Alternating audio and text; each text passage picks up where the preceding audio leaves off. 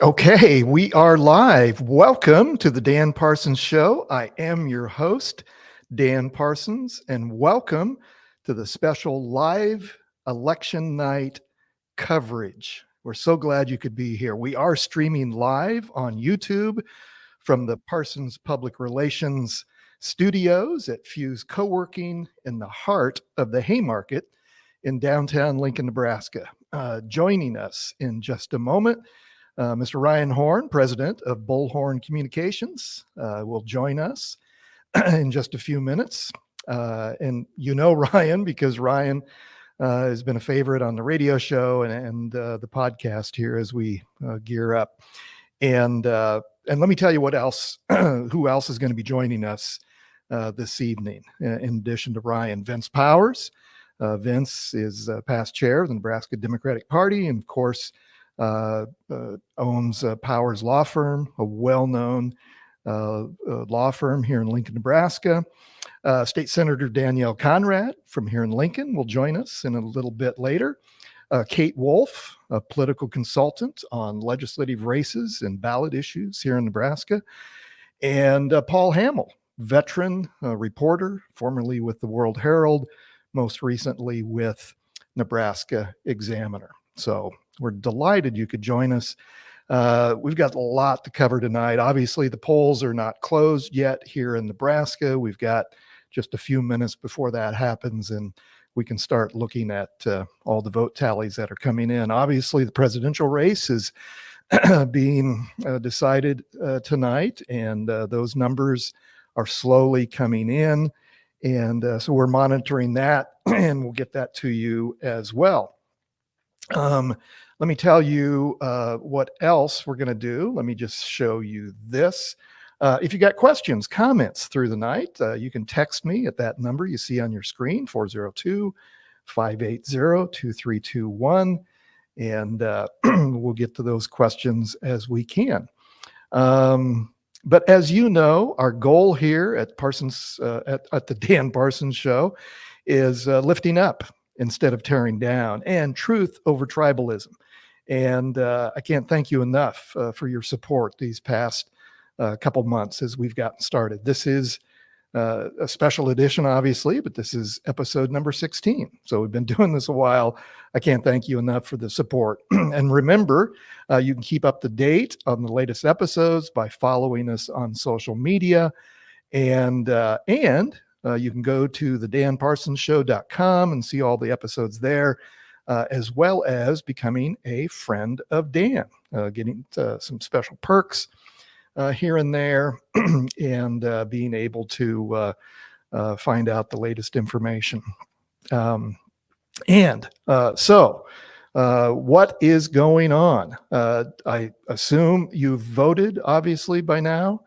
And this is going to be an incredible evening, and I'm so glad I could be part of it here with you tonight, here on the live stream on YouTube. And so what is going on so far? I'm sure you've seen some of these numbers if you've been following the national news, but as of right now, the electoral votes, Vice President Harris has 27, former President Donald Trump has 105. And those numbers are starting to roll in. And in just a few minutes, obviously at the top of the hour, we'll know a lot more. And so we're monitoring the national news. And let me just check here to see if the Secretary of State will go live here also at the top of the hour. So how you feeling? By the way, if you caught today's podcast, in addition to this live version, we talked to a psychologist because, let's face it, most of us are pretty on edge today. This election has frayed the nerves. It has split families. It's split friends. And so there's a lot going on emotionally on this day. And so if you haven't listened to today's episode, please do that. Dr. Trey Thompson, clinical psychologist from San Antonio, Texas, gives us some tips on how to deal with the stress of this election, not only today on election day, but the days to follow. So if you haven't heard Trey's my interview with Dr. Thompson, I'd encourage you to do that. I think it's encouraging. He gives some really good tips on how you can deal with the stress of this election, because let's face it, this has not been easy for any of us.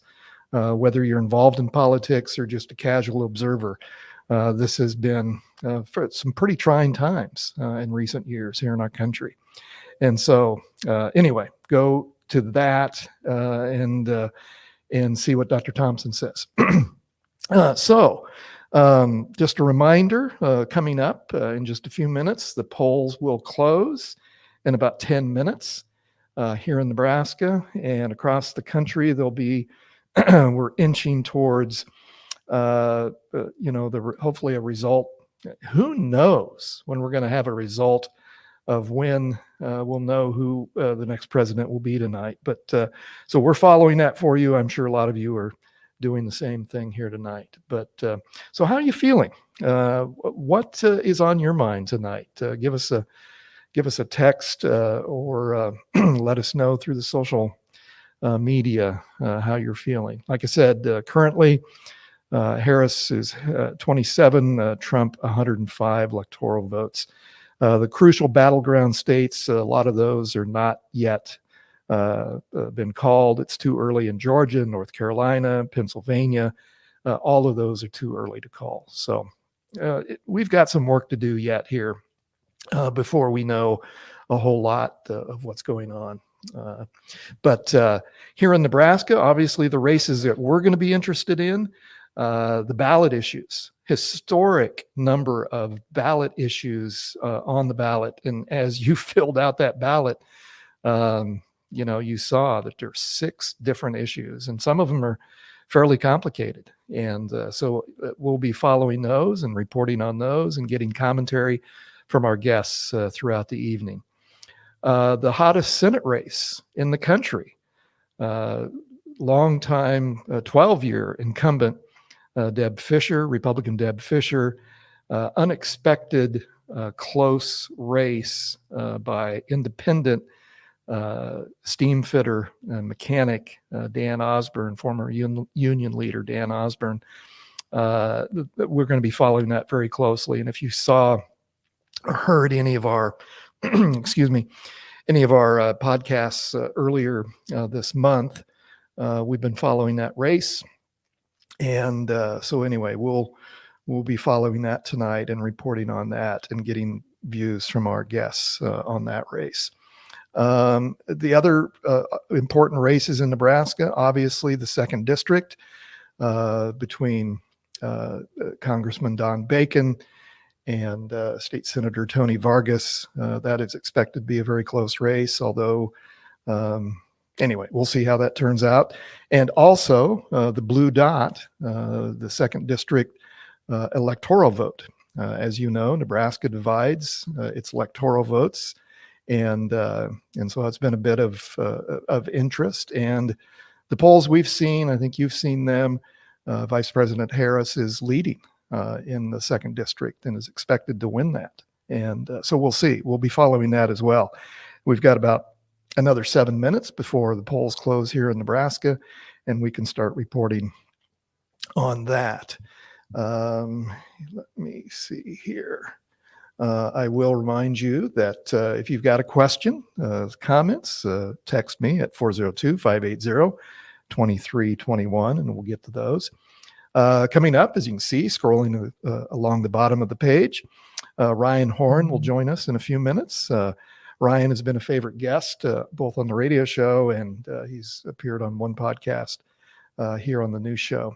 And so Ryan's a longtime political consultant, originally from Omaha, offices in Omaha, and recently added an office in Washington, D.C. So I spoke with Ryan a little earlier this evening. He is in his office in Washington, D.C. tonight, so he'll be reporting in. He's doing some double duty with some other media outlets here in Nebraska. And so Ryan Horn is an award-winning consultant specializing in messaging and commercials. And so Bullhorn Communications. Vince Powers will also join us, former Democratic state chair and well-known attorney here in Lincoln in Nebraska. Vince will join us as well. And so here's the first person's brave enough to text in. All the way from Austin, Texas. We are watching live. So Gabriella, thanks for joining us. Glad you could join us. Just a shout out to Will, the other person in your household, Gabriella. Thanks to Will for all of the help he's been on this podcast. If you've seen, hopefully you've seen the danparsonsshow.com, the website. So thanks, Will, for all your great work in getting us started on there. And so there's a lot of people behind the scenes that help with this. My thanks to Panology Tech Solutions for their technical help in the past few weeks here on the show. And Kim Remington, who's operations manager for Parsons Public Relations, a great sounding board. And gosh, we're getting, people from Nebraska can also text in. Grant from Austin, Texas, texting in and watching as well. So how are you feeling in Texas? Last I saw, there's a chance that Ted Cruz, he's in a very tight race for United States Senate in Texas. So we'll be watching that race for our friends in Texas as well, as I'm sure the whole country will be. So what's on your mind? What is going on in your neighborhood? Were the lines long in your polling booth? Everybody I talked to today here in Nebraska, here in Lincoln anyway, excuse me, were telling me that the long lines that they saw at the polling booths today. Matthew writes in that when he voted today, Matthew, thanks for tuning in. A poll worker said some voters took 60 plus minutes to read and understand the ballot initiatives. That's amazing, Matthew. That was I voted 2 weeks ago. I love this early voting, and because you can, and this is a great example. Matthew says, I wonder if voter confusion will be a major factor on any of the issues. Great question, Matthew. I know I had a cheat sheet. I had a computer in front of me, and I had to write down exactly how I wanted to vote on the abortion measures. And it was confusing, I have to admit.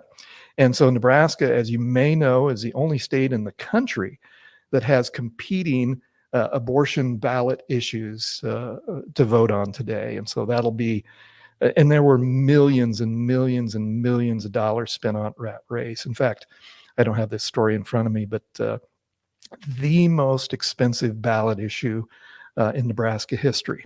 And the money just poured in on both sides on that. So we'll be watching that as well here in just a few minutes, 2 more minutes. And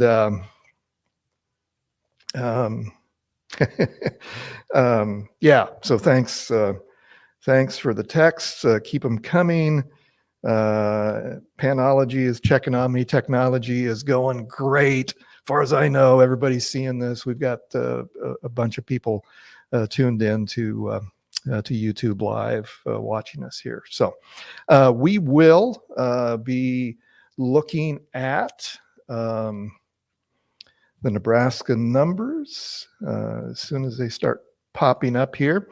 I also got a showrunner next door, another Ryan, that's helping me keep track of some of this stuff. So as the numbers start rolling in here in about, the polls close in 1 minute here in Nebraska, so we should start seeing some numbers. Typically, they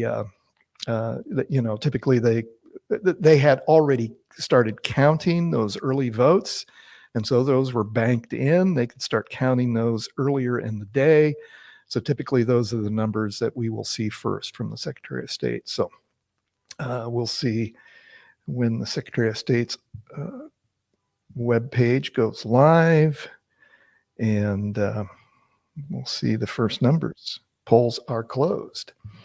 Well, a little change of schedule here. Let me see. There he is. Mr. Ryan Horn. How are you? Look at you. You got a suit and tie on. I'll clean up for you.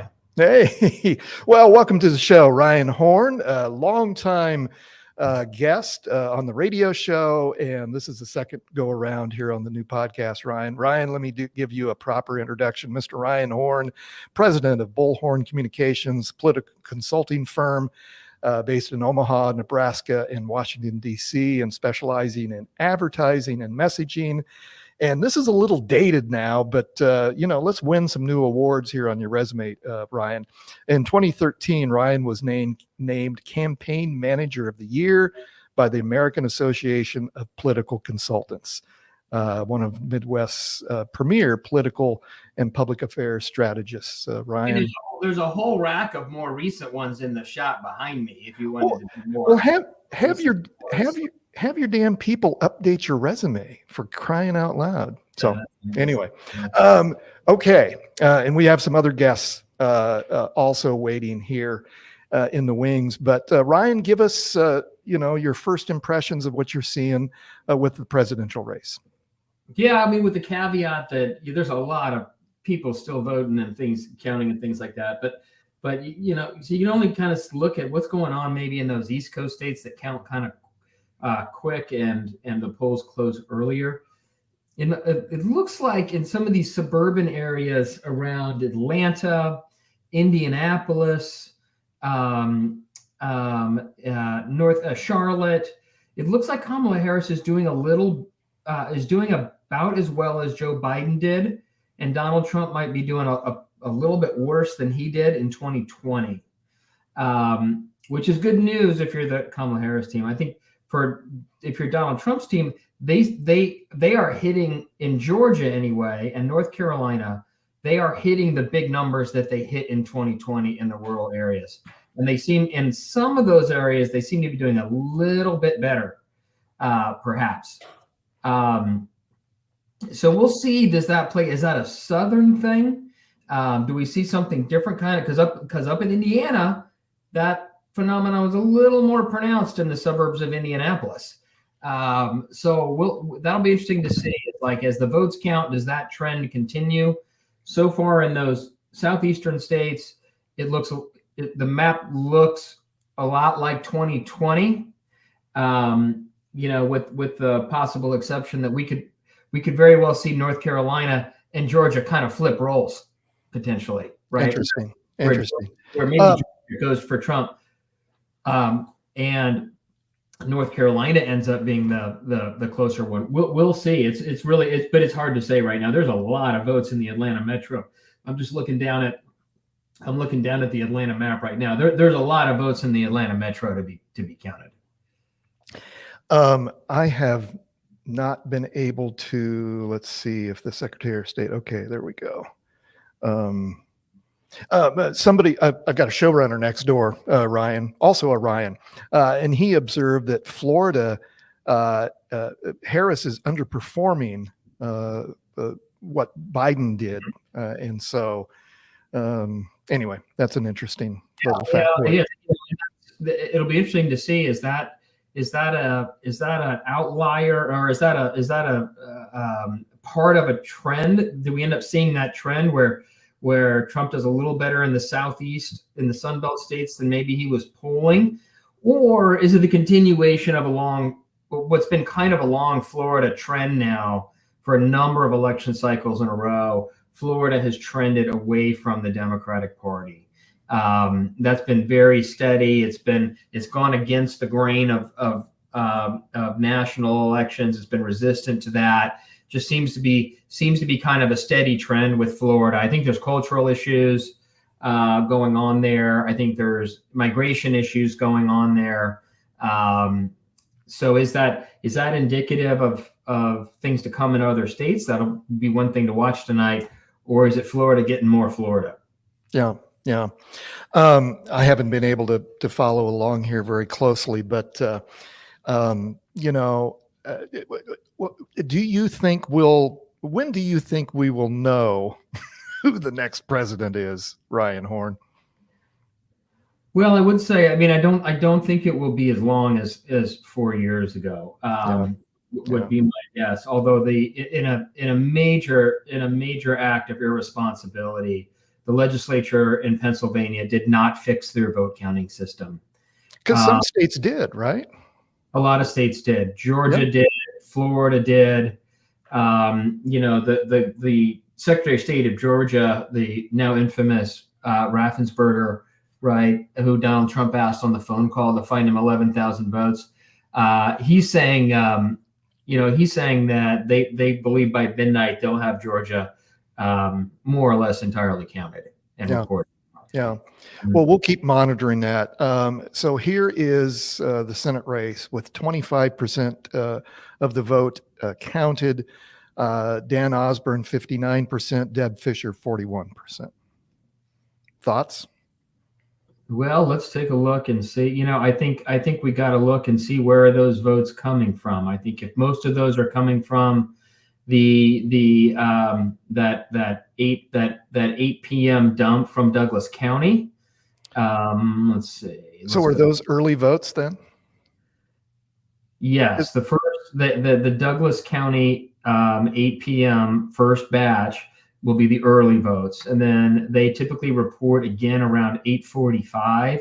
Sarpy County has kind of a similar schedule, and that is typically the morning batches from the in-person voting, and then there'll be a third very large batch later in the evening, usually closer to 10 or 11 o'clock, and that will be the PM batch, like the people that voted at the polls this afternoon.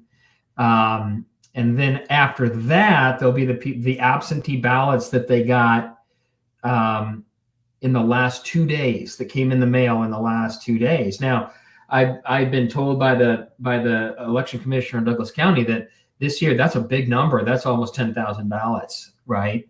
So that, and that won't be counted. I mean, that might be counted around midnight probably. So that's kind of how the schedule goes in terms of the counting in Douglas and Sarpy counties. When was the last time at 8:06 that a non-Republican in a United States Senate race in Nebraska was leading? It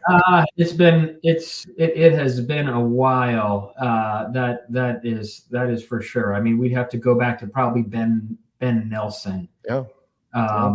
Would be my guess. That was 2006. The Ben Nelson Pete Ricketts. The Ben Nelson Pete Ricketts race. Yeah. Right. So what do you make of that race?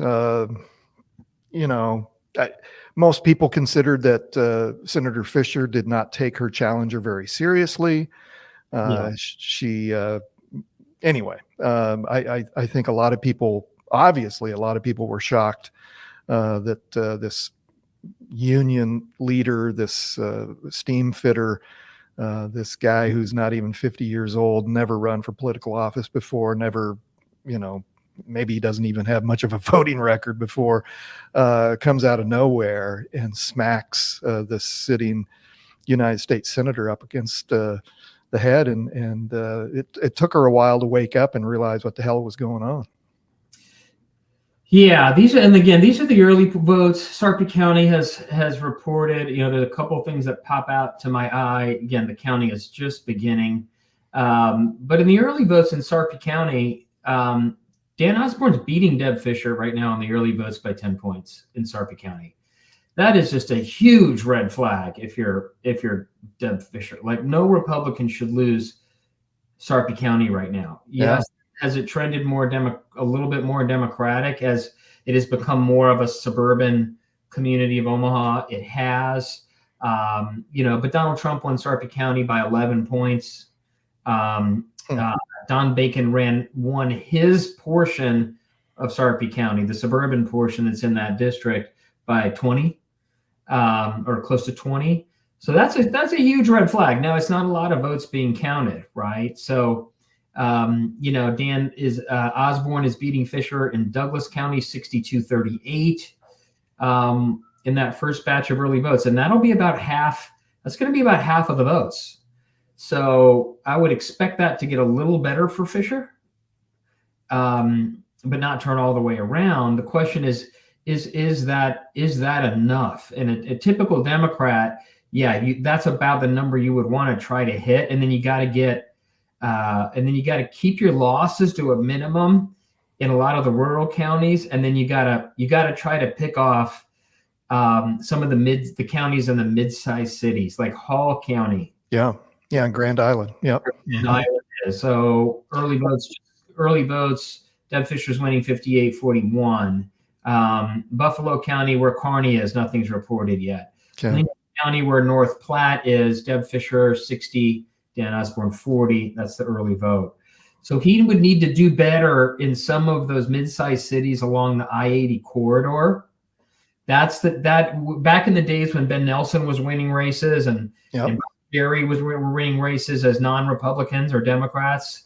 That was kind of the map, right? They'd crush it in Potawatomi, crush it in Douglas County, and then they wouldn't lose so badly everywhere else, and then they would win a few of these I-80 counties with the mid-sized cities. That Lincoln County is interesting, 60-40 in favor of Fisher in early voting. Osborne worked that pretty hard, and it's, traditionally with the railroad, that's a pretty union community. And no, I mean, it's very Republican. And so, this is a test. I think she ran a very uninspired campaign, like no question about it. His whole message, was she's a politician like every other politician. She hasn't done anything for you. And then you look at her initial ads, and she looked like a politician like every other politician that hadn't done anything for you, right? Osborne was out there making the case to working people and farmers that he's a working man like you, the farmers and ranchers. Deb Fisher was a rancher, right? Yeah. You never saw that. I'm sorry, I got a little Bluetooth problem here. She didn't make an ad about it, for goodness sakes. Maybe tell people in Nebraska that you were a rancher. Yeah. It was just the most uninspired campaign made by the smart people in an office in Washington, D.C. Yep. Somewhere with, old footage they had from 6 years ago, and, get 5 volunteers together and have them stand in a circle awkwardly, and we'll put Deb Fisher moving her mouth in slow motion. Right. Well, and was reinforcing his whole message, right? Mm-hmm. They didn't. Then they got on. Well, I'm endorsed by Trump. Probably a good political strategy, but they're airing it in Omaha, for goodness sake, and it's part of the reason they're getting clobbered in Douglas County. Interesting. So it was just a very uninspired campaign, and on the flip side, Dan Osborne's was quite good. My guess is it probably will not be enough. Because Deb Fisher's campaign made the case at the end. Look, he's just a Democrat. Everything is partisan. He's going to. This is how the Senate works. You send him up there, you're going to get Chuck Schumer, majority leader. Yeah. Right.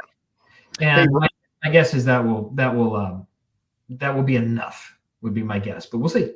Hey, Ryan, you let me know when you got to run, because I know you're doing some other interviews and stuff today. But if you can stick around here, let me add Vince Powers is with us. Let me add Vince to the mix here. See if I can do that. Mr. Powers, welcome to the Dan Parsons Show. Good evening. Good to meet you, Ryan. How is everyone doing? I was having a little technical difficulties, but I think I'm on. You are on. I saw you in the waiting room. So welcome aboard. Yeah. One of my joys in life is connecting people. And so if Ryan Horn has not met Vince Powers before, gentlemen meet each other. And I'm glad you could both join me here. I have immense. Thanks for having me. Absolutely, Vince. I have immense respect for both of you, my Democratic friend and my Republican friend, and I have the utmost respect of the knowledge that you both bring to this arena. So So thanks. So Vince, we've been talking about obviously the presidential race, but we also have been talking about the hottest Senate race in America. And the latest numbers that I was handed, with 25% of the vote in, Dan Osborne is leading Deb Fischer 59% to 41. And man, I asked Ryan, when was the last time that a non-Republican was leading a Republican in the Senate race in Nebraska? It's been a while. It certainly has. It's, Dan Osborne has done a really remarkable job. He's won over skeptics. I think one of the reasons he's doing so well is that no one thought he had a chance. And so I think the Fischer campaign, they really didn't do much in the beginning, and they had all the money in the world, and they've been spending it now lately. But the other thing that Dan Osborne's just got great TV ads. I mean, you hate to say that elections are determined by TV, but those are some very powerful ads that he has. And in person, he's very good. And, the results are Omaha and Lincoln, where they are what they're expected to be. That the real question is, as the night goes on, what happens out in the rural areas, the first and the third? Can he just lose by 58-42 or whatnot? And that's been really where politics in Nebraska have gone, where we see the Democrats winning in Lincoln and in the metro areas. But we have 93 counties, and boy, Madison County, if it comes in its usual 80-20, and Platte County 75-25 for the Republican, that'll be difficult for Osborne to maintain his lead. And it's also the early vote. You see Tony Vargas is up by 13 points? Yeah, Tony's up by 13 points, about 19,000 votes. I'm curious because you've watched that race a lot. I've been in that race. You've been in that race before, right. Vince. My sort of thought was, and this was honestly, I did not build a spreadsheet on this. This was just from experience that if Don Bacon is within about 5,000 or 6,000 votes after that first count that has the early ballots, then he's probably going to win. And I don't know what you feel about that number, but well, no, he's down by a lot more. He's down by a lot more than that right now. He's down by 13,000 votes. Yeah, and I think one thing that we have to, unless they've changed it, if you recall, and I think we're all old enough here to remember that when Jim Esch, when they first reported the early voting, 10, 12, 14 years ago, Jim Esch was ahead. And no one realized that was all early vote Democratic voting. Governor Heineman told the election commissioner in Douglas County, from now on, the early vote comes in the second wave. So if the early vote's in the second wave, then Congressman Bacon is in trouble. No, the early vote is in this wave, is in the first. Okay, and that election commissioner since then, I think, changed it back. So Lancaster County, for example, if you look at the legislative races in Lancaster County, since that's where we're at, there are a couple candidates who are ahead, but I don't think they're ahead by enough.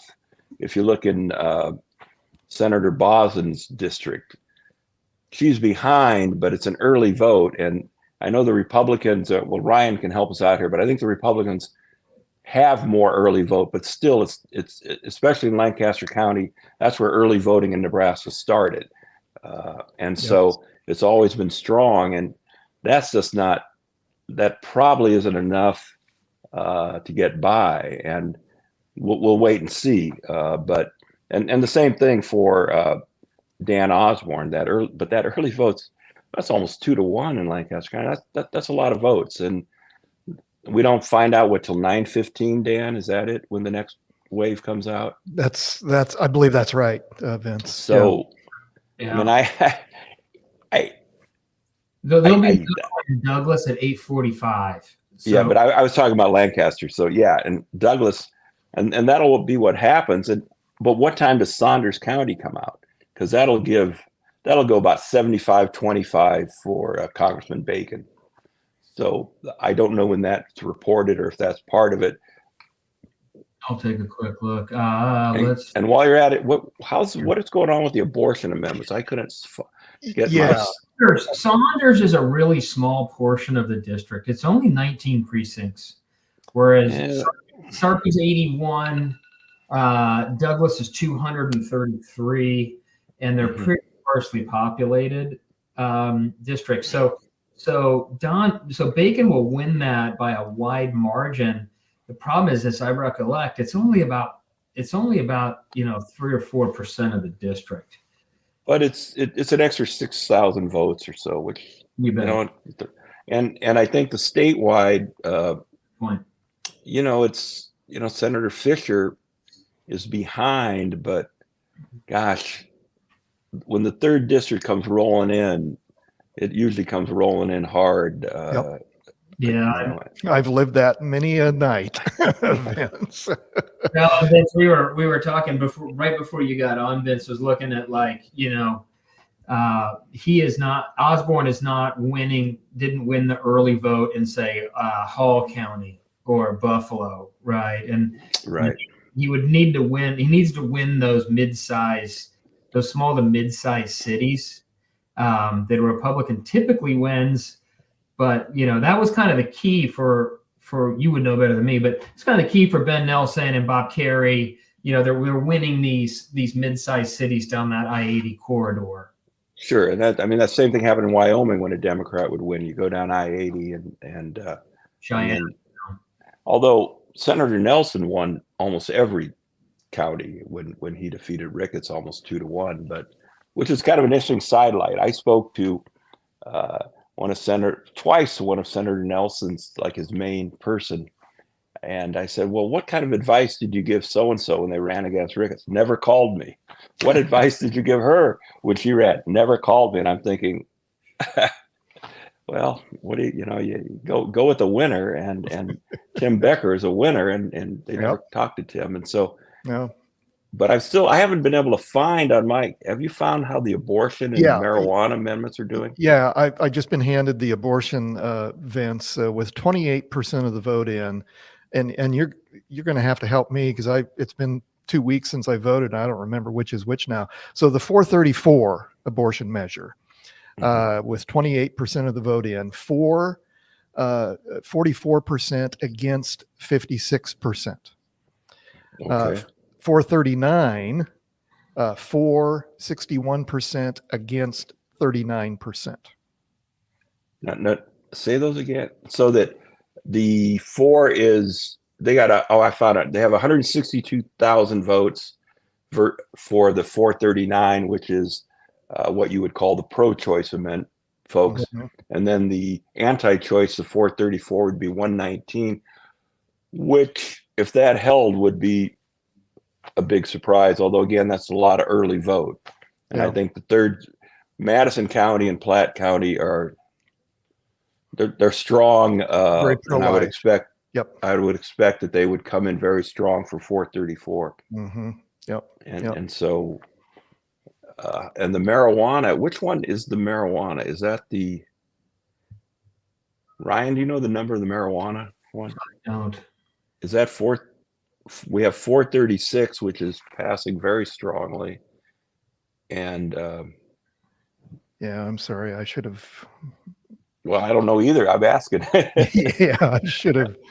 While you're looking for that, like you're looking at these, depending on how the rest of the state rolls out, I mean, it looks like you could have a situation here where 439 passes narrowly, and so does 434.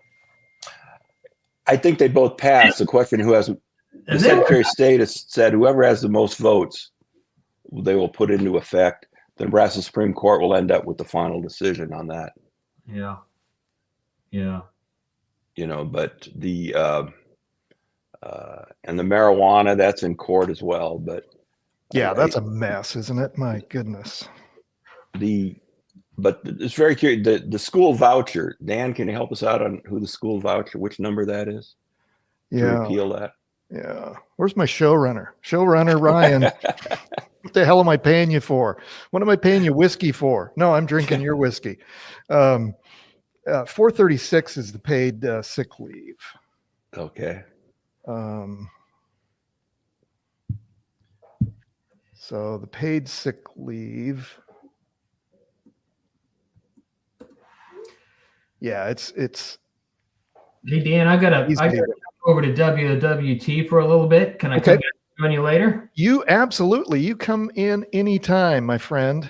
Yeah, All tell our friends at WWT hello, and jump Oh, back Ryan, in anytime. you can't leave without telling us who the next president of the United States will be. Oh man, I can't do that. I can't do that. If I had to guess right now, I would say I would have at the very beginning of the night I would have said Kamala. Trump is looking a little stronger than in the Southeast than expected. All of which is to weasel out of the question. I don't know. Well, I don't think anybody does. So I do think it'll be a lot of high anxiety. Yeah, it's going to be high anxiety. Talk to you guys soon. Okay, Yep. Ryan, thanks so much. Well, Vince, one of the reasons I wanted to ask you on here tonight is just your long history of politics in the state. And before you came on, I did the proper introduction, former Democrat state chairman, and obviously your longtime law practice here in Nebraska. And just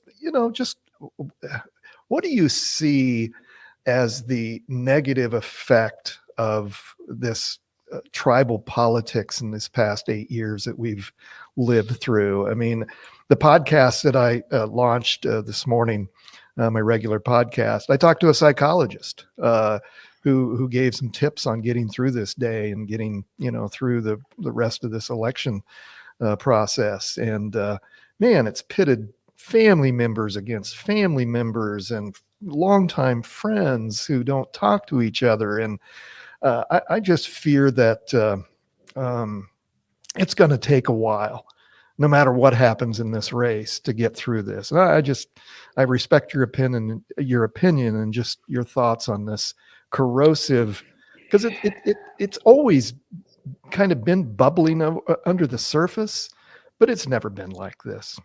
No, it's what's disappointing is, for many people, myself included, we enjoy politics, enjoy talking about it, but really kind of shied away from getting into a lot of discussions anymore, because it used to be, people respected the fact other people had another opinion. I've always said it would be a boring world, Dan, if we all thought the same, right? Right. Yeah. But unfortunately, we've seen such, in my opinion, drastic changes when half the population of the country loses rights. That's serious stuff. And so when Roe v. Wade was overturned, that just changed things. And so we're seeing that. And obviously, Donald Trump, I mean, we've never had anyone run for an office like that and just call such names. Yeah. And people are human. So Dan, if I call you a name, you might want to say, well, you too, like we're in grade school, and that's it's a very unhealthy and not healthy situation.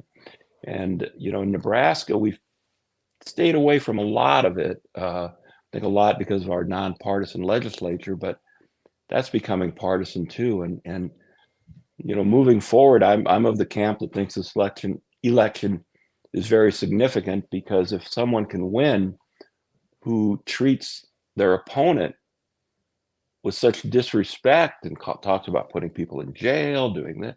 I mean, I mean, John McCain was the model when that person called Barack Obama a terrorist, whatever, and he just said, he's a fine family man and I disagree with his politics. And that's really how it should be. And going forward, I just don't know. I mean, I'd like to be more optimistic, Dan, but there have been some really drastic changes made, and those were 4 tough years when you have someone who just attacks half the population, and there's not Democrats are I mean, he calls these names, and Yeah, it's just and not good. It's it, just it not good. it's become, it's unleashed the worst in human nature is what has Yep. happened, and it's become entertainment for people. And so, well, hey, let's. Speaking of our beloved state legislature, let's add Senator Danielle Conrad to the mix. Senator, welcome to the Dan Parsons Show. Hey, hi. Hi, Dan. Hi, Vince. Good to see everybody tonight. Always great to see you, Senator. Yeah, yeah. So I'm always about kitchen table politics and kitchen table economics. I'm literally unvarnished in the kitchen, X amount of years into Zoom. I don't have a cool background like Dan.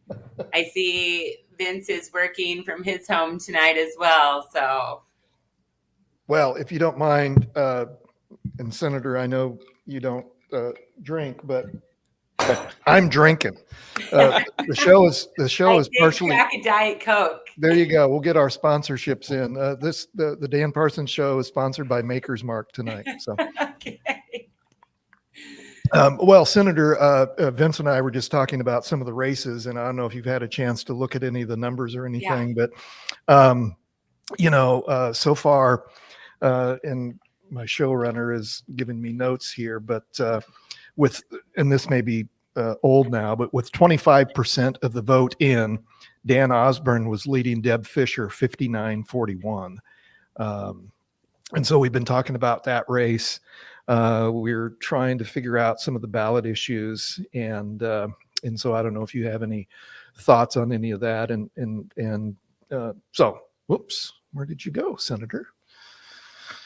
You probably. Well, I looked. The Osborne lead is less. Okay.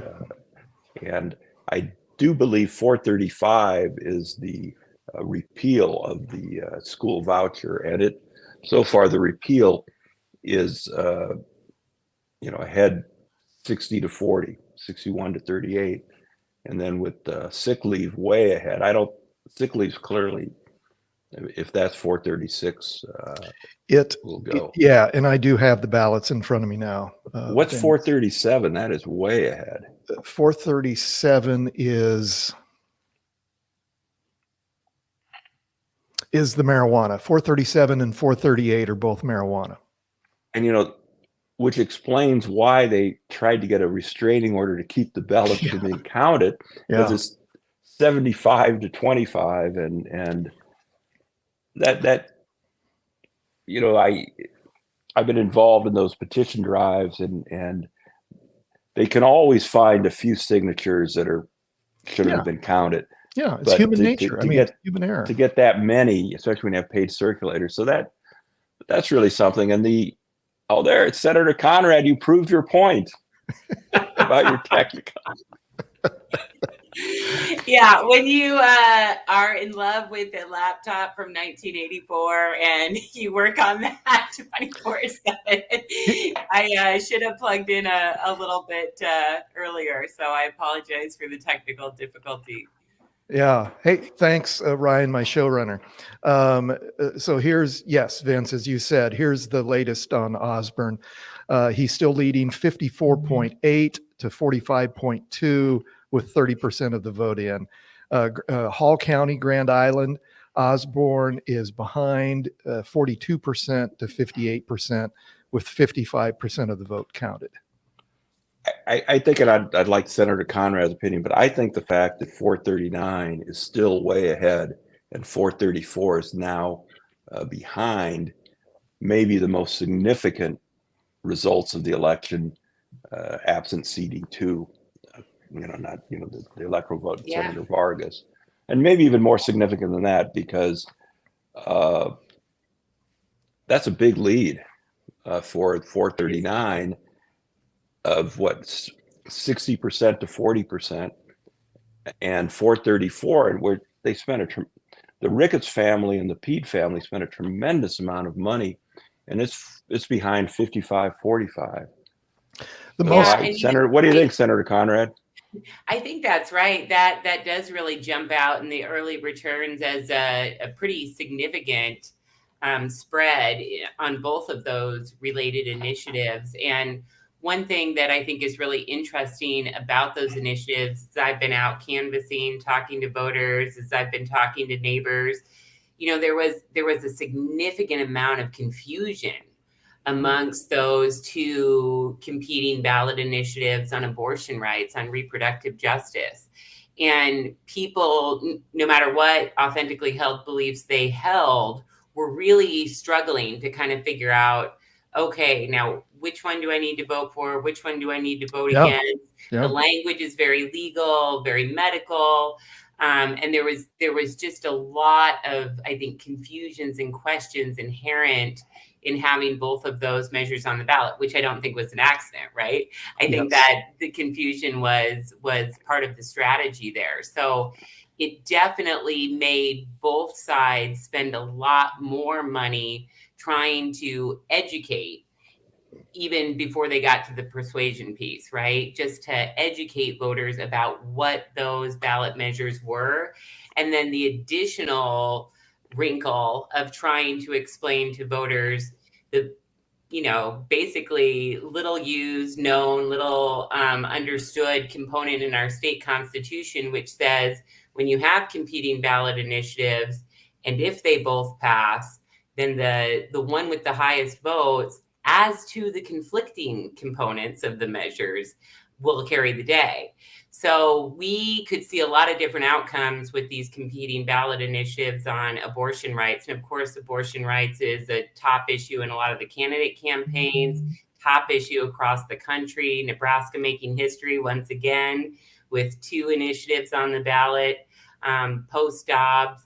And so it will be really, really interesting to see how those numbers shake out over the next couple of hours or couple of days, and see kind of what the final look is there. But I agree with Vince, that really jumps out as kind of a surprise. I thought perhaps they'd both be neck and neck in early returns. So you can really see a very sophisticated approach by Nebraska voters, which is no surprise because Nebraska voters do their homework and are smart. Yeah. And I think that's probably reflected there. And, the polls that I've seen in years after years after years of working on reproductive rights issues is that there's a majority of Nebraskans who do want access to abortion.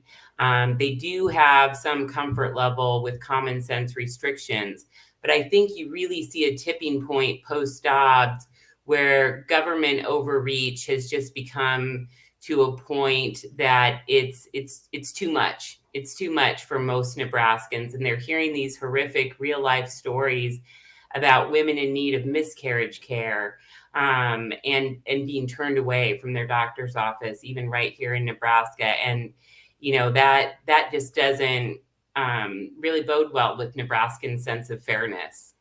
I'd be interested in Vince and Danielle, your thoughts on it. Reminds me of this gender gap that we're all talking about, both in the presidential race. And so how do you think that gender gap is impacting both that ballot issue on abortion and maybe some of the other races here in Nebraska? Vince, any thoughts on that?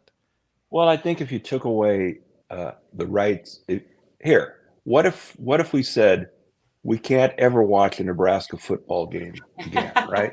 We took away the rights of men to watch a child's game. There'd be a huge turnout. And what happened with this is we took away the rights of half the population. And, it's still up in the air. There's only a 40,000 vote lead for the 439. And like I keep talking about Madison and Platte County and some of the other counties that come rolling in. But I think that's really it. We're not talking about, we've changed the tax rate or you're taking away a basic human right. And as we see, it has, there was a woman who, had really a heartfelt story that was on and the governor made fun of her, said she was lying. That's not how you handle it. Say, your story is misleading. And of course, Daniel probably knows more about this, Senator, but I thought that was a really turning point in the campaign, that this woman who had a terrible experience because of the present ban, and the governor just got they had the great shot of all the men at the press conference poo-pooing her, saying she's misleading it, and so that's how I say it. We never take away any rights from men, but if we did, we'd have a gender gap. Yeah, great point. It's interesting because I was in close communication with a lot of political operatives across the spectrum today, as I'm sure you all were. And one thing that really did jump out on us as we were looking at, doing a deep dive on the data for early vote, or looking really on a granular level at the crosstabs on various local polling. And you did see a pretty significant gender gap emerge in Nebraska kind of across the board. And that really echoes or is aligned with what we're seeing or hearing about nationwide as well. And it's very interesting to me, having worked in public life for so long and then working as a civil rights attorney, for many, many cycles, abortion politics was really a third rail, right? It was really an issue that people had a hard time talking about, feeling comfortable about. And conservative candidates did a great job of organizing and galvanizing support around that in Nebraska and across the country for many, many years. And I think once the Supreme Court shifted and threw away decades of precedent, and we started to see the real life impacts of these bans go into place in state after state after state, people started to talk about it more. They started to think about it more. It wasn't esoteric or academic. It was my mom, my sister, my cousin had a much wanted pregnancy, and something went terribly wrong, and she needed care. And people started to think about the issue in, I think, a very, very different way. And now it's almost the flip side of the coin, right? And you've heard this talked a lot about in Nebraska and nationally as well, where now abortion is not an issue that candidates on either side are really shying away from. They're actually leaning into it. They're actually talking about it in a very, very candid way. And it's become a galvanizing force on the other side of the political spectrum. Yes. And it's really captured Nebraskans in the middle as well, who maybe they're uncomfortable with certain aspects of abortion. They want to see some common sense regulations, but they see what's happening in Nebraska today, and it's just a bridge too far in being able to access healthcare that they need. And some of these bans that we're seeing in the legislature and seeing in other states, go so far as to risk things like starting or expanding a family with IVF services, or even being able to access family planning services or birth control services. And so as these bans become more muscular and really more radical, you're starting to see that pendulum really shift quickly, I think. Interesting. Yeah. Well, hey, let's bring another voice on here, if that's okay with you guys. Vince, probably to be fair, I should probably duck out so that we don't do it. But are you coming back? Are you going to the party? No, I don't want to be monopolizing the conversation. Or you could never. Oh, all right. I'll stay around a few more minutes. Stick around, because we've got. I'm so interested in these legislative races. Well, guess what? I've got somebody. That is my top thing that I'm watching tonight. Of course, I care deeply about national politics, and I'm looking at the ballot initiatives, but I am laser focused on these legislative races coming in tonight. Well, let's welcome to the panel Kate Wolf. Kate is a legislative and ballot initiative consultant. Kate, welcome to the Dan Parsons Show. Hi, Dan. Thanks for having me. I'm excited. Hi, Danielle. Hi, Vince. Hi, Kate. I can't believe you're in a quiet place on election night. That in and of itself is a miracle. Well, I'm back room behind an loud election party.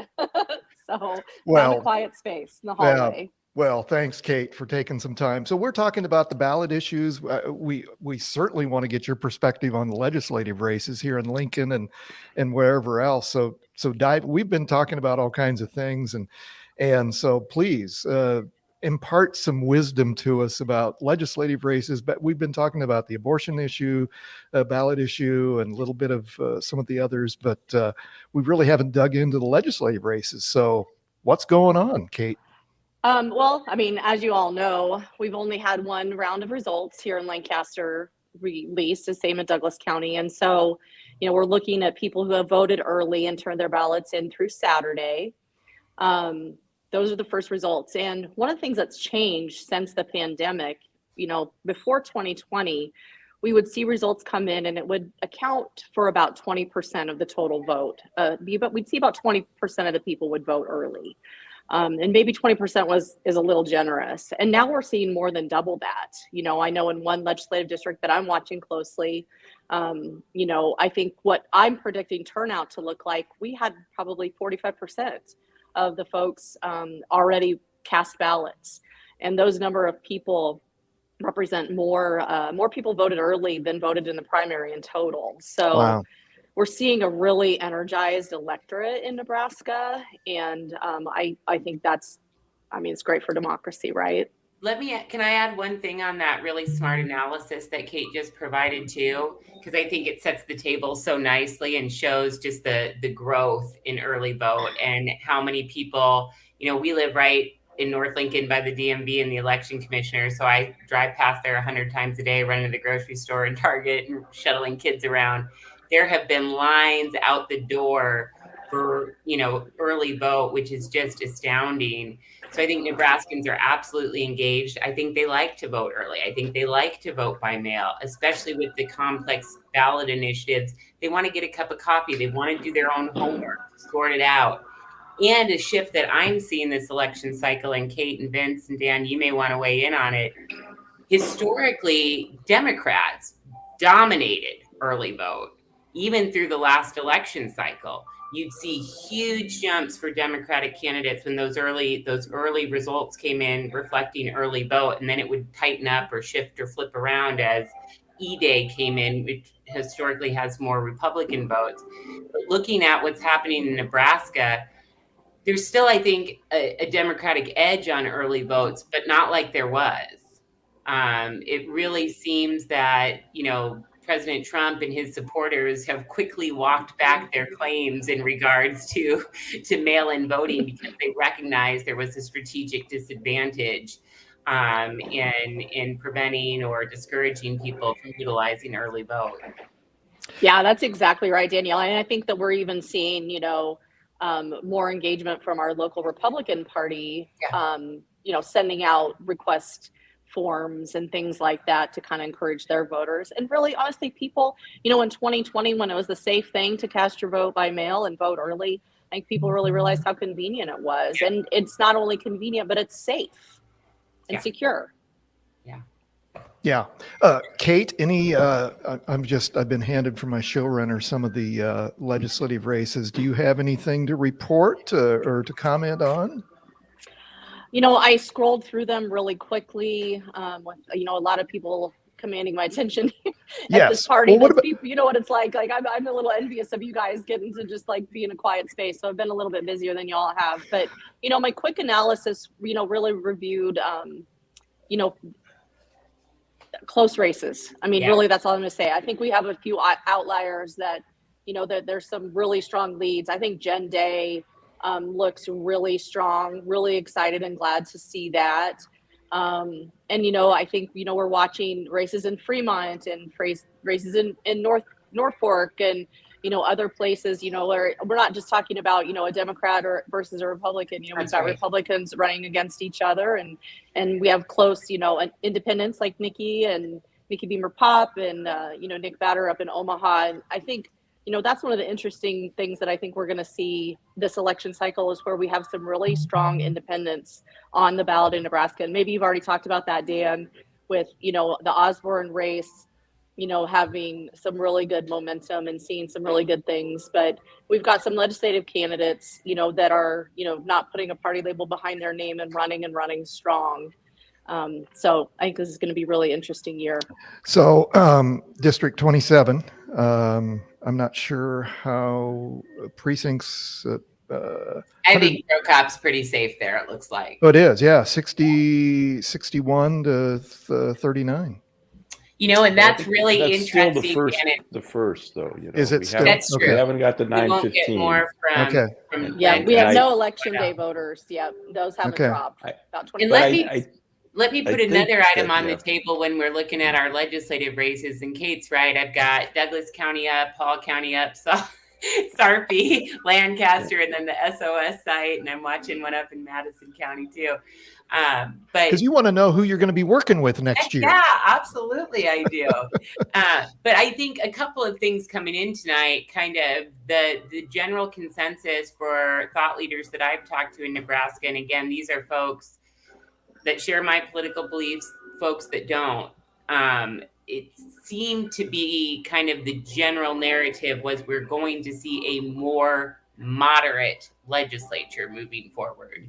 Many of the most kind of radical candidates were eliminated in the primary, and you see thoughtful, independent, moderate, conservative or Democrats, Republicans or Democrats, kind of coming through in the general election.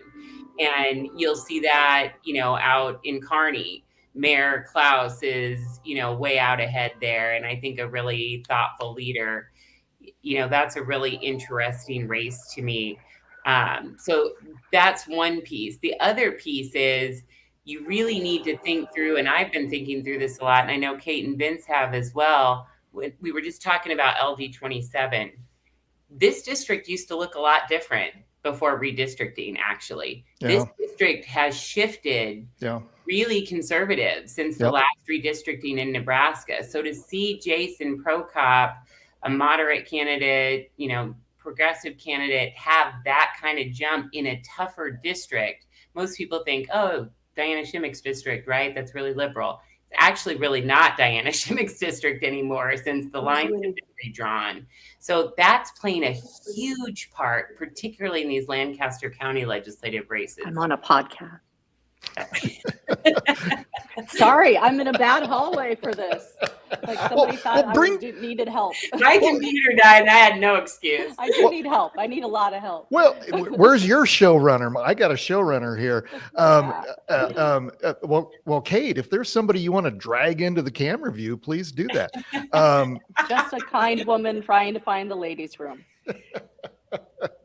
Well, as I told everyone, please come and go as you like. I do have a political reporter that I'm going to bring on here that I know we all know and love very well. And I will say good night, and we'll see and tell Paul hello. Thanks, everyone. And bye, Vince. Thanks very much for the invite. Enjoyed it very much. Thank you, Vince. Thank you very much. Hey, there's a guy who just had a birthday. Yeah, Mr. Paul Hamill. Let me do the proper introduction. Mr. Paul Hamill, veteran political reporter here in the state of Nebraska, formerly with the Omaha World Herald, in the Nebraska Examiner more recently. Paul, it's a pleasure to have you on the Dan Parsons Show. Hey, thanks, Dan. Always a pleasure to be with you guys. Absolutely. What are you drinking? This isn't Pints and Politics, but the Dan Parsons Show. Water tonight. Okay. Well, it up. Well, it's gonna be a long night. Well, I just have to stumble home in my apartment a block down the road here. So, so the Dan Parsons Show is being sponsored by Maker's Mark tonight. So anyway, cheers. Good for them. Yeah. Hopefully I won't get in trouble for saying that, but hopefully you get a sponsorship or some free samples. That's exactly what I'm hoping for, Senator. So Paul, we've been talking about the legislative races. We've been talking about the ballot issues. We've been talking about the hottest Senate race in the country, Dan Osborne versus Deb Fischer. I don't have the latest numbers in front of me here, but anyway, dive in. What do you got? Well, I mean, I agree a lot with what Vince said about the Osborne-Fisher race. They didn't anticipate a race from Osborne, but he really tapped into people's distrust of Washington, D.C. I think, he kind of reminded people that they haven't heard from Deb in a while. And then he just got that flood of money from groups that are trying to change the makeup of the Senate. Yep. And that was a heck of a race he's run. Will he win? I mean, Aaron Sandiford, our lead political writer, doesn't think so. He thinks Deb's still pretty solid. And they came after him hard, once they realized this was going to be a race. Yeah. They poured the money into. They did. Was he despicable or dishonest? They branded him with the worst D word you can use in Nebraska politics, which is Democrat. Yep. And I think he fought back pretty well. I always thought the antidote to negative campaigning is just to come out and saying they're smearing me. I'm not that person. And I thought he did that admirably, but it's an uphill battle to beat a Republican in a very Republican state like Nebraska. So here's my question for all three of you is win or lose, Dan Osborne has done something that no one has ever done before as as an independent candidate, to take a sitting United States senator to the wire. And so what does that do for politics in the state? Kate, what's your thoughts on what does this mean for the future of the political parties here in the state? That I don't know. What's your thoughts? I think that, as the political winds shift, right, there's a pendulum that swings. And for the last many years, it's been swinging more right. It's been swinging more Republican. And, those generational shifts that you see. And I think this following an interesting trend. And what I see it on the heels of is what we've seen for the last several years is the fastest growing political registration in the state has been people registering nonpartisan. My own 18-year-old registered to vote, and that's where she felt she was the most comfortable. And so I think that it's following that interesting trend. And I don't think that it's so much that it having a D behind your name is necessarily, I'm not going to call it a drag, because many people will. It's just we're just at a registration disadvantage, right? That's so much. And so, it's going to be interesting to just sort of see how it turns out, how people have responded. We've seen Republicans for Osborne and his advertisements and those sorts of things. And we're kind of seeing it across the district. Here's the across latest the state and other districts. Here's the latest numbers. With 39% in, Osborne 53.8%, Fisher 46.2%. That's 35% of the vote in Lancaster, 71% in Douglas, 71% in Sarpy. He is winning Sarpy County, 58.5 to 41.5. Trump won Sarpy County 54% in 2020. Yeah. So,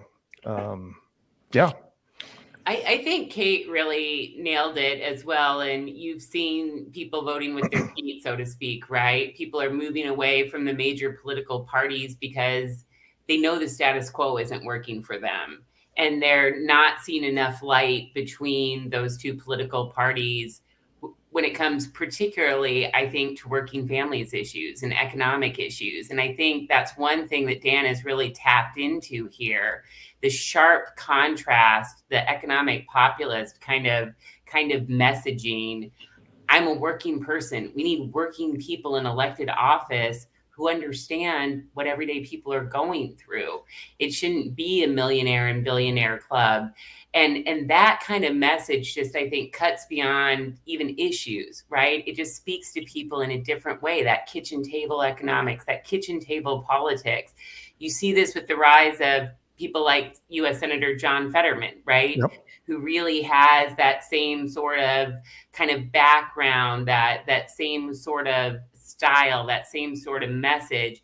And I think that really resonated with a lot of Nebraskans as well. The other thing that I think is fascinating about that race, and we'll have to see how it shakes out at the end of the night, my gut tells me Senator Fisher hangs on with that red wall the further we move into the Panhandle. And she's a formidable candidate, and she's a formidable senator. I purposely sat by her for 6 years in the That's legislature. right. You I did. wanted That's to right. watch and learn how she did it, and she is incredibly talented. Yeah.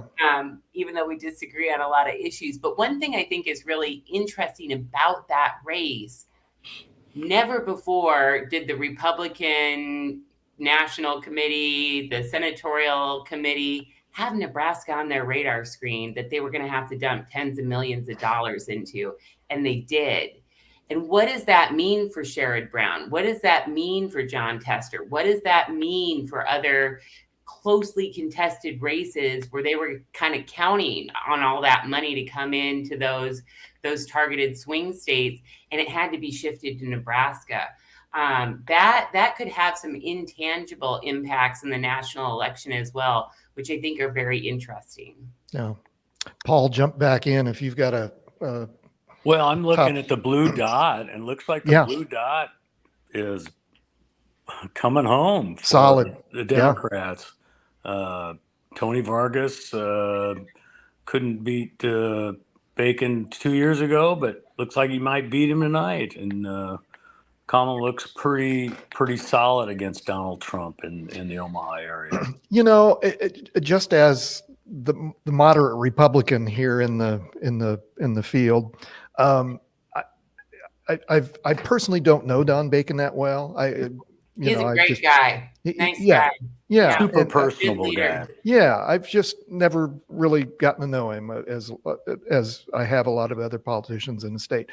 But I found myself agreeing with him a lot. And again, you know me, Paul. Well, I think everybody on this call knows me. I used to be way over here and I dabbled with, anyway, so you know my background. But I just think it's kind of a quirky district. I think every 4, 6, or 8 years they decide they want somebody new. I mean, that's been kind of the history up there. No one's really held that seat for a long time. I mean, Lee Terry, he got bounced out. You go back to John Kavanaugh, Peter Hoagland, Hal Daub, I guess didn't run, but Terry and Brad Ashford, Brad Ashford, one term Brad. It's just a district that after a while they decide, let's go with somebody different. And I think it's also just like a quintessential swing district though, right? You have this huge metropolitan area that's incredibly diverse. You've got the core historic neighborhoods. You've got North and South Omaha. You've got those suburban soccer moms and dads that are out there. And, and the registration is really, really neck and neck. And I think that's reflected in it as well. One thing I love about Congressman Bacon, and I know that Senator Vargas will take a similar approach if he carries the day today, is that Don Bacon has been a part of that Problem Solvers Caucus. He has been in the middle trying to cut through the noise on a lot of key issues, infrastructure, otherwise, that has been really thoughtful and is so needed in Congress. And I really hope that people like Congressman Flood, if he's reelected tonight, really looks at that example that Don Bacon set there, because Nebraska has a chance, as we have with sending different members of different parties in recent years from our congressional delegation forward, to say the power's in the middle. In a closely divided Congress, the power's in the middle. Yeah. Let's figure out who those problem solvers are. That's the Nebraska way. And it's good for Nebraska and good for the country. And somebody like Mike Flood, who I know and love, who's so thoughtful and smart and has that deep, nonpartisan tradition that he served in the legislature, he needs to really, really lean into those roots. And maybe it could be exciting to see where he might be able to take that if he shifted towards that problem-solving approach. Yeah. All right.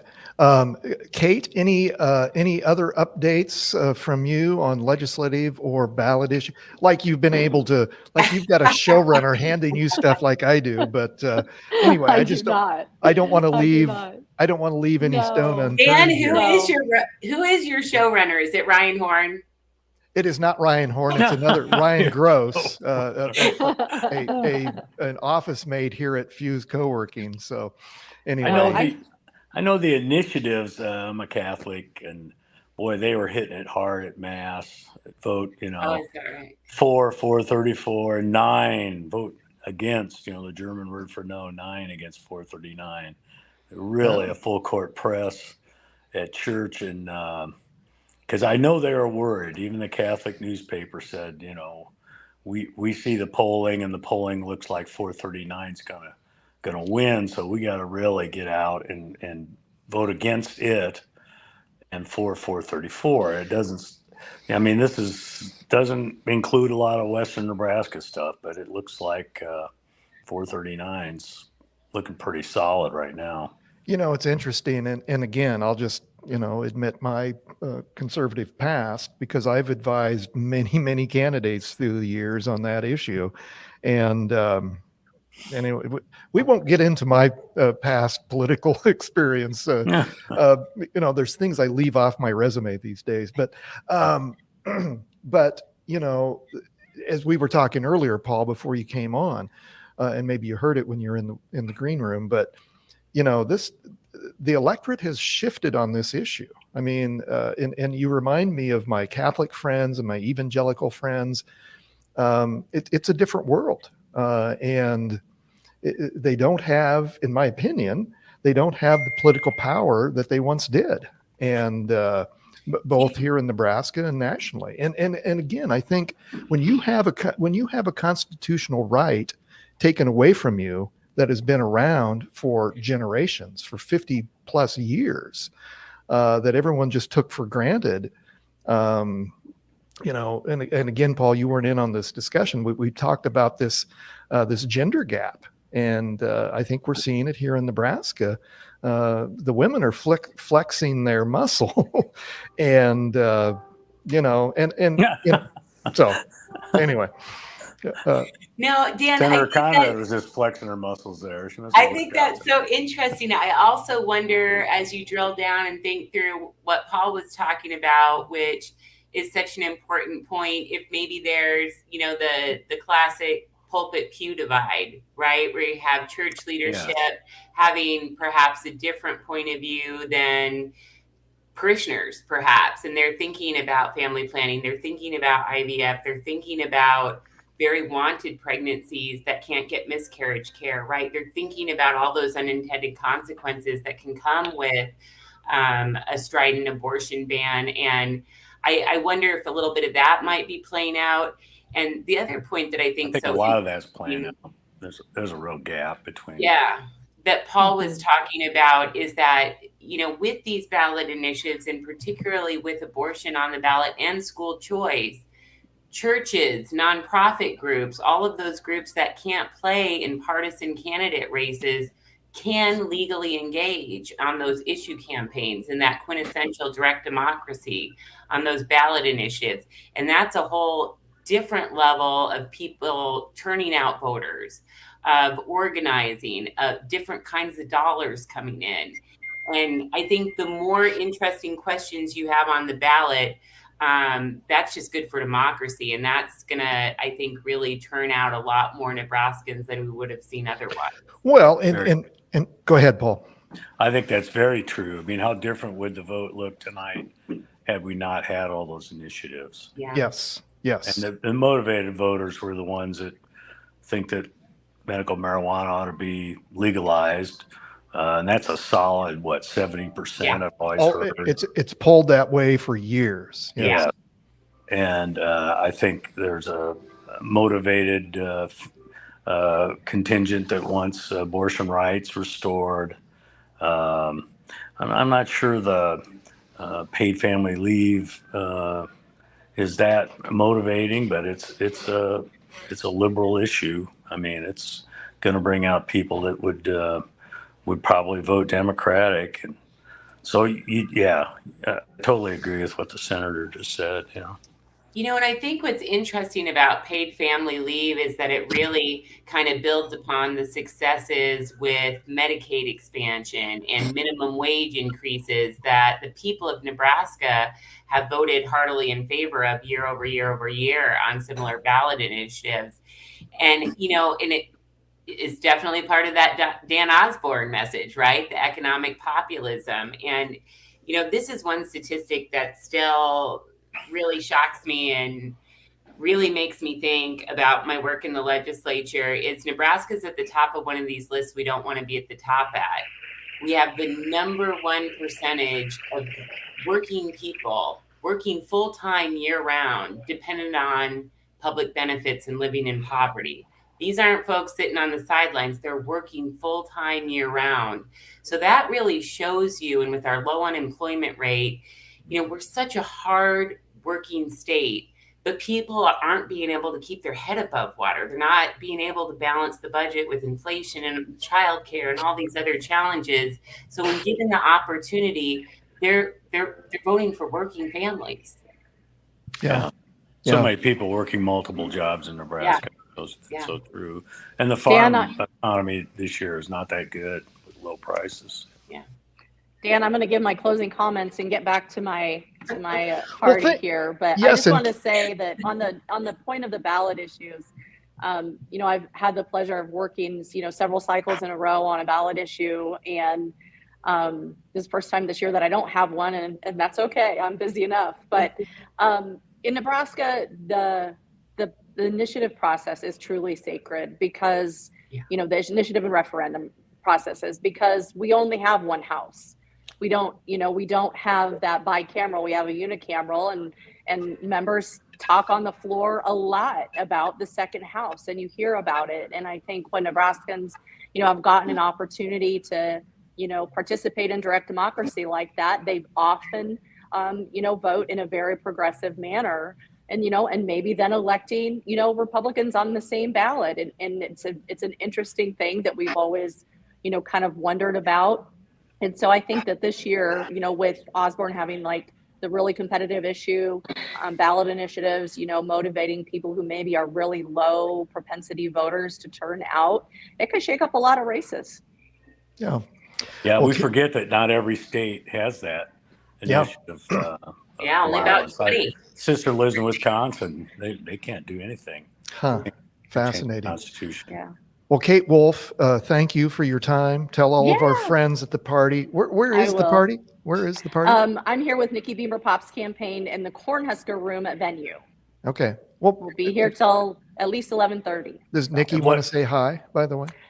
She probably would, but I'd have to drag her out here. What do you make of that race so far? It's close. Nikki's up. We're going to see here in 3 minutes what the, first round of day of votes look like. I know that we worked hard on, really talking to those people who signed the petitions, and drove a strong message towards, to them, making sure they knew who Nikki was as a candidate and where she stood on those initiatives, and just hoping that, when they come check that box, that they check the box for her too. And we had some great canvassers, we had a great team supporting her. I won't name any names, but she might be in this room. And, it takes a village, right? We were incredibly, incredibly helpful. And, I guess one unique thing I think about Nikki's race is we really caught wind nationally. And I think that when President Trump and his supporters were leaning on, Governor Pellin to, change the way we allocate our electoral votes, that really got a lot of national news. And Nikki has received support from individuals all over the country. And, it's really been great, just with a lot of small dollar donations that has really catapulted us into be able to do a lot of things here right at the end of her campaign. Well, it's a well-run campaign. My best to Nikki. I've worked closely with Nikki on the Airport Authority, and so absolutely. So I appreciate it very much. Well, Kate, thanks for taking time out of the party to join us. You bet. Happy to. And if you've got an update and we're still around, pop back on and give us an update. All right. Seriously. Sounds great. And bring Nikki Bye, Paul. with Bye, you. Danielle. All right. See ya. Take Bye-bye. care. And so the presidential race, the numbers on your screen are current 81 electoral votes for Vice President Harris and 172 for former President Trump. So I haven't been following that too long, too closely, but who knows what the hell's going on with that. But I'm really this next batch of votes are really going to say a lot. I mean, Yeah. some of these early votes, I see in district legislative district 1, Dennis Shart is like 2-1 over Bob Hallstrom, which surprises me. Well, I have a little history there because I helped Janet Palmtag in that. Oh, sure. Yeah. By the way, even though this is live in public, Paul, just for my journalism friends, if somebody wanted to do a deep dive into that campaign and to find out who the trifecta was of running Janet's campaign, Haven't they all been deposed in court? There's a lawsuit. Yeah, there is a lawsuit. Anyway, that was a fascinating race. Yeah, that is an interesting race, and I'm watching that one as well. And I think Paul's right. We'll get another big dump of election results, any moment. Yeah. So if you guys want to stick around here for a little bit longer.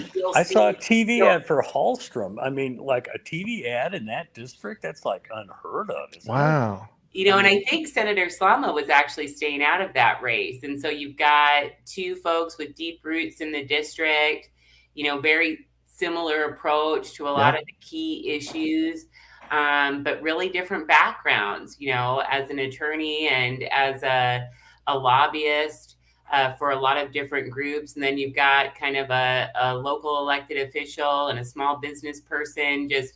I'm guessing that just comes down to straight retail politics, straight relationships there, probably. I think a lot of people know Dennis. I mean, he has a really popular meat market. He's a county commissioner. And there's a lot of great senators with a similar resume. I'm thinking your Senator Jansen, Senator Karpashek. There's something going on with these meat market senators. And that sounded weird, but No, I know exactly what you mean. Yeah, that's exactly right. Well, it's the heart of rural Nebraska, right? So as we see this next dump, though, typically you'll see, numbers really shift because the conventional thinking being that more conservative voters vote on election day, early on election day. So that's when you start to see some of these races really tighten up or swing or even flip.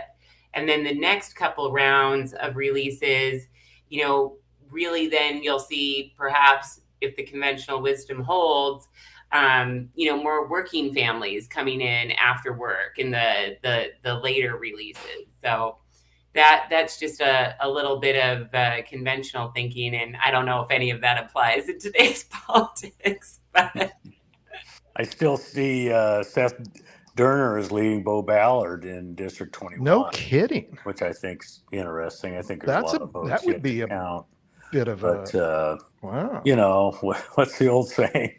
You've probably heard this too, Danielle, about appointed senators.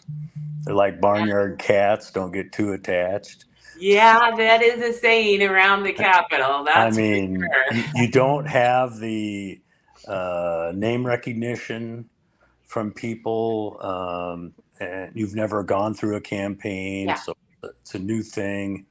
I'd even heard that in that Boston race, people still thought Suzanne Geist was their senator. Oh, yeah. Yeah, it's a different dynamic, and I think it's very hard, very challenging for appointees to really serve. Number one, because they haven't been tested in that electoral kind of contest. They haven't met all of their voters face to face. They haven't had to refine their thinking or positions on the issues.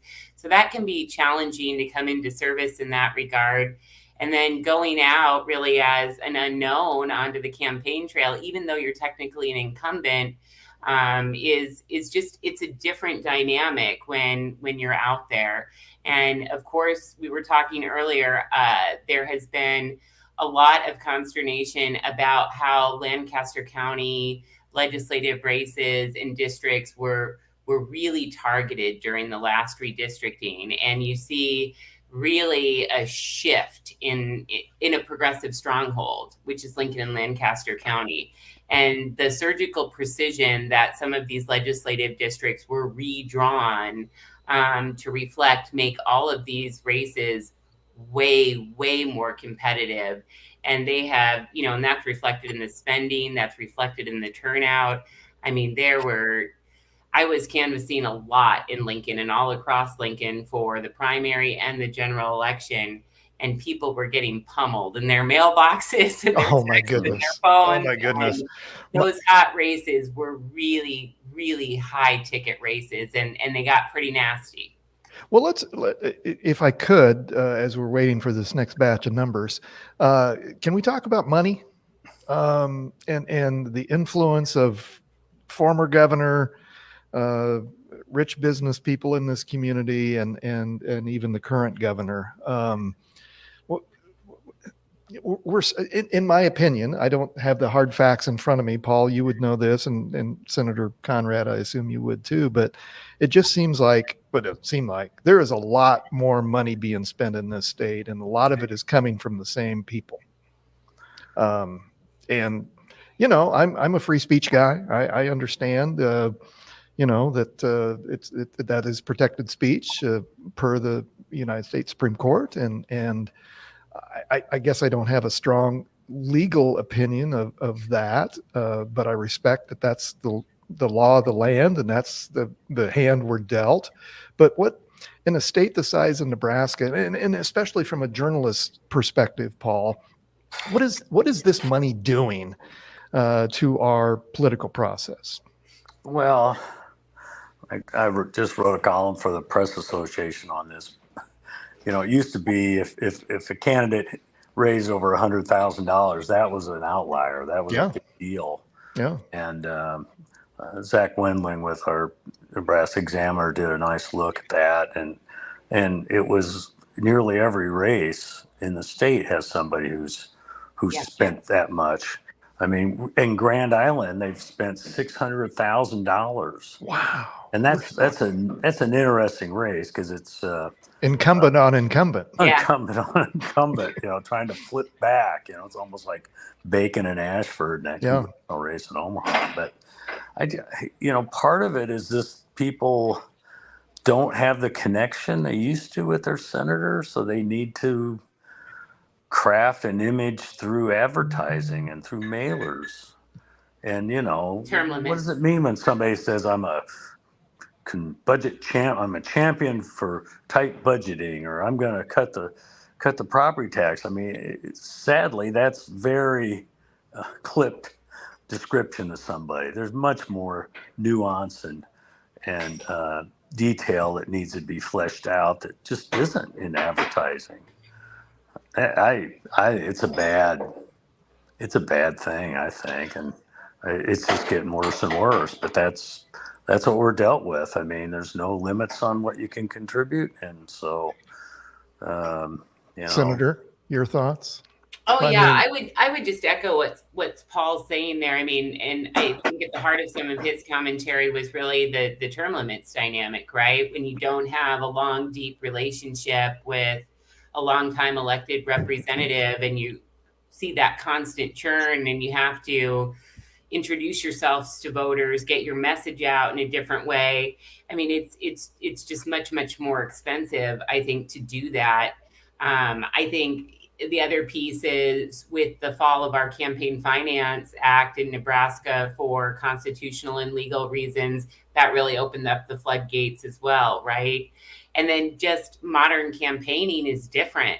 I remember my first race as, right out of law school, 20 something. And I think maybe we raised $90,000 or something like that. And it was like an astronomical kind of feat. And that paired with the shoe leather is what did it. But now you have to do all of that, plus digital advertising, plus text, plus the mail, plus the radio, plus the Hulu, plus the analytics, like all of these other communication tactics and techniques, which of course you're an expert in, Dan, those have exploded exponentially as well. And so, of course, candidates are taking advantage to meet people where they are, on the supercomputers in their pocket or the YouTube they have streaming on their tablet. And you have to do the shoe leather plus get your message out in all of those other ways. Yeah. Here's an update on the. Just looking at the new Lincoln numbers, Lancaster County. Well, somebody needs to. My showrunner's running a little behind, but I'm not paying him enough. But he did give me. So here's the update on the Senate race. There he is. Hey, Ryan. Hey, show your face, by the way. Here's my showrunner, Ryan. Excellent. Thank you. I'll dig through this. Do you have plenty of drink? Yes. Okay. Okay. You seem very concerned with that there. Well, that's how he's getting paid. So, that's it, friend. So here's the latest on the Senate race for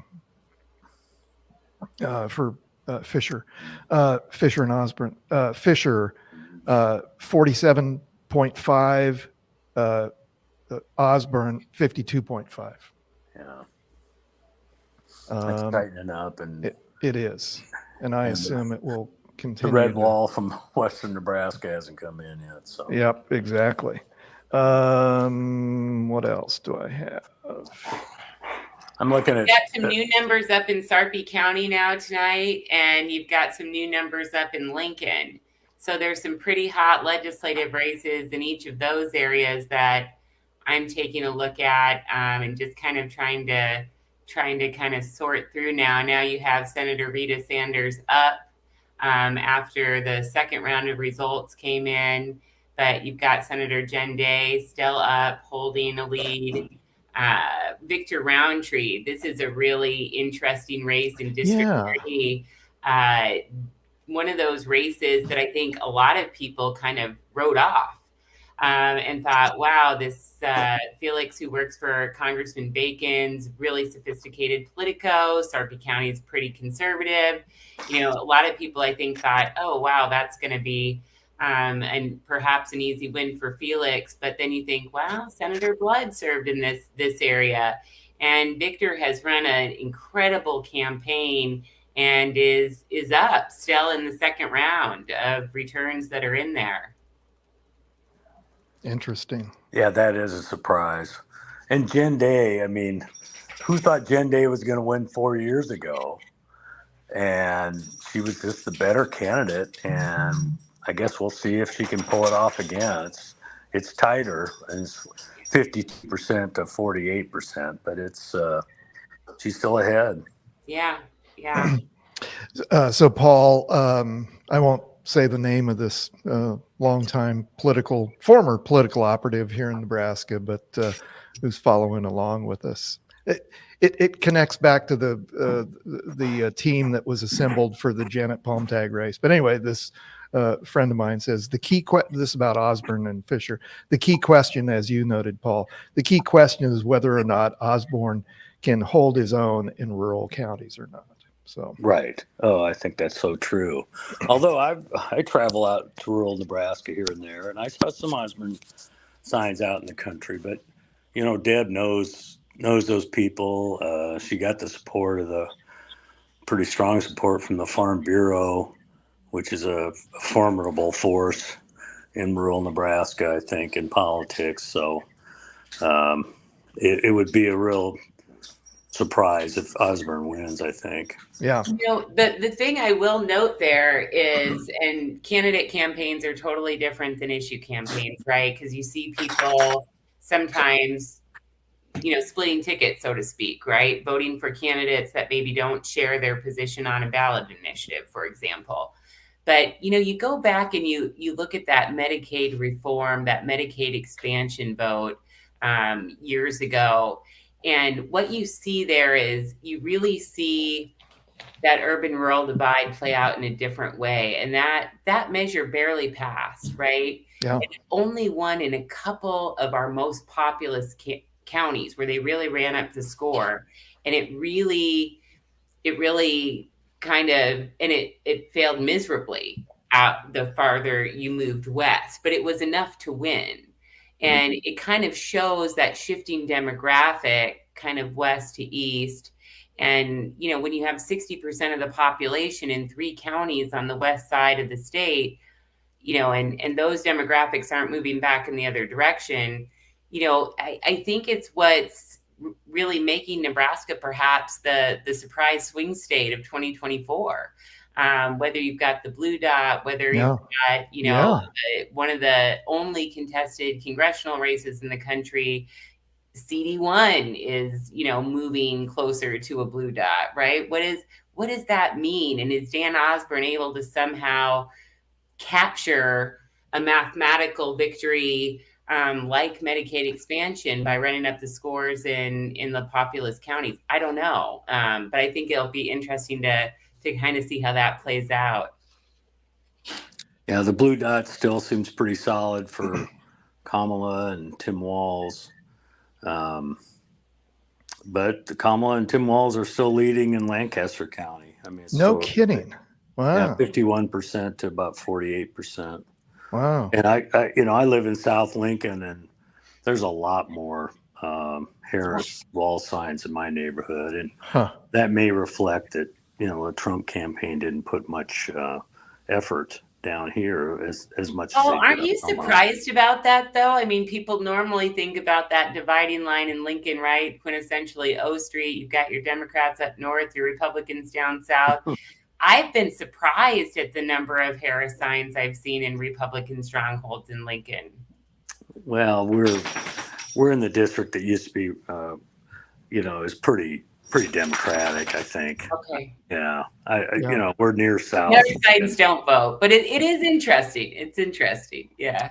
Here is, I'll try to sort through these, some of the ballot issues. So this is the school spending, to retain or repeal, 435, repeal, 59%, retain, 42%. Yeah. I was surprised there wasn't more spending on behalf of the Opportunity Scholarship people. I know. Yeah, they had plenty available to them, I assume. Yeah, and there was so much national money put into that issue in the past. Mm-hmm. This time, maybe they just couldn't find an open spot to get an ad in, but most of the advertising was, you know, the NSCA and the folks that are opposed to that. And I knew that they were. I think their polling already showed that they had a good shot at winning that and repealing the law. I think it looks like that's what's going to happen. Pretty 59% to 41 right now. Yeah. Well, friends, it's 9:30. Are there any other races that we want to? There's still a bunch of people watching us, but anyway, I don't want to keep you. I may have overstayed my welcome. I think I was supposed to pop on and say hi, and then I was like, "Oh, there's Kate and Vince and Paul and Dan." That's exactly what I wanted to do. I mean, listen, I just want to tell all of our fans out there and friends that are watching how much I appreciate the support, and you guys are a big part of that. I mean, this podcast wouldn't work if my friends wouldn't come on and talk to me once in a while. So I appreciate it very much. One more shout out. Absolutely. And I know that you know this in your bones, and Paul has seen this in his work. And as a former field kid who was, you know, putting up yard signs and knocking doors for however many candidates, huge shout out to the campaign workers, the campaign volunteers. The folks who have been pouring their heart and soul into this, you know, for different candidates over the last year or so. We have so many talented politicos here in Nebraska, and it's so Nebraska as well, right? Even the folks that we disagree with and work against in various elections, we all know each other. We all talk a lot. And we fight really valiantly, and then we get together after the elections and say, wow, you did a great job there. Ooh, that one really hurt. Why'd you guys do that one? But, it's still that really collegial network of people. And I know how hard those folks work. And I know how exciting it is when your candidate wins. And I know how devastating it is when your candidate loses. And so there'll be a lot of broken hearts tonight after the election results come in. But I just want to give a big shout out to those people because that's awesome. They're really doing something important in our democracy. Yeah. Well, Senator, thank you for that because, those are the people who are on the ground because I've been there. I mean, we've all been there. I mean, as young people, Paul is a young reporter and Senator, I've followed your career obviously. And yeah, we do it because we love, we have a passion to make the world better. And it wouldn't happen. I am encouraged about the young people who are engaged again in the political process. So it's cool. Yeah, good for you. Yeah. I would say the one State Board of Education race that I was watching is in our neighborhood. Yeah. It looks like Christian Christensen is going to win pretty handily over Liz Davids. Yep. That was a pretty clear choice between candidates there. Yes, sir. I met both of those people, and I had them both on my radio show, and I got to know Kristen really well, and I've been impressed. And she's going to make a fine public servant. And boy, talk about a raised profile. That board never used to be involved with anything controversial, and now everything they deal with is controversial. I even got a T-shirt.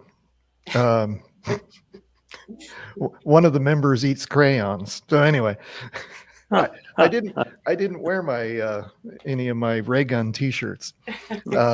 Anyway, well, let me just wrap up and to thank Paul Hamill, a veteran reporter, World Herald, Nebraska Examiner, and Paul, we didn't even get into the role of journalists in this state and the wonderful work that the Nebraska Examiner is doing, and between you guys and Flatwater Free Press. Some nice stuff. They don't cover things every day, but they did a nice deep dive on spending and who spends most. Yeah. Good story. Yeah. Because, you guys have been the reason I've had whatever measure of success for my clients through the years of being able to tell our story. So I follow your career and follow the journalists very closely in this state. So anyway, thanks for spending your evening with me. And Senator Conrad, thanks for your leadership. Thanks for your personality and your willingness to spend your evening here on the Dan Parsons Show. Well, I'm going to keep nerding out with this ancient laptop and see what happens for the rest of the election night. Yeah. Well, let me just rock on. Yeah. Let me just close out. Thanks to Ryan Horn, Vince Powers, Senator Conrad, Kate Wolf, and Paul Hamill. Thanks to Penology Tech Solutions for all the technical help, and my showrunner, Ryan Gross, for keeping me up to date all night long. I don't know who else I'm missing to thank, but thanks to all of you for joining us here on the Dan Parsons Show, the special live coverage of the election here. And obviously there's a lot more to happen here this evening. And so we look forward to keeping you informed of what's going on here in the state with this election. And because we're not done yet. But anyway, thanks for tuning in. And we'll see you next time. Now go do good things. Good night. I'm Dan Parsons.